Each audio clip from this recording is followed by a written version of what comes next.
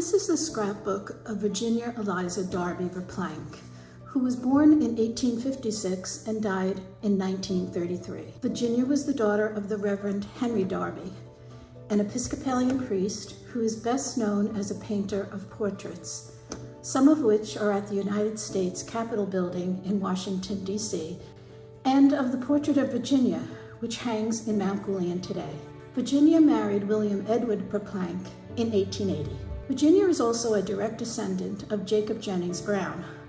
Although a Quaker, he was a military man and a hero of the War of 1812, who was promoted to Major General and then Commander of the U.S. Army. Throughout her childhood and early adulthood, Virginia kept a scrapbook, as did her illustrious father. Scrapbooking was a common Victorian hobby, started in the Renaissance as commonplace books, wherein letters, poems, recipes, dried flowers, quotes, small prints, and similar items were keepsakes. During Victorian times, similar oversized friendship albums were kept in many upper-class households for visitors to pore through and enjoy.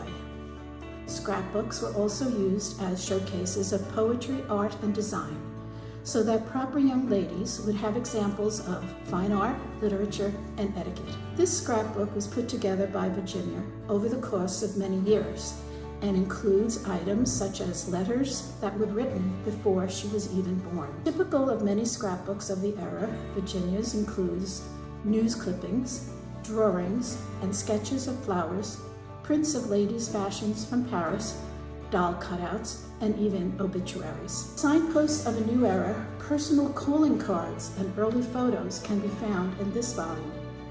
Taking up many pages are notices of the death of Major General Brown, her great-great-grandfather, and Gulian Crommelin Verplanck, her husband's famous grandfather, and a U.S. congressman, scholar, and reformer. Also found is a pressed flower from the wedding of Kate Brinkerhoff and Civil War hero Robert Newland Verplanck, Virginia's brother-in-law, and a familiar practice of mothers of today, keepsake drawings by her son, Everett. Looking through this scrapbook, now in the Mount Gulian Archives collection, is like taking a time machine back to a different era.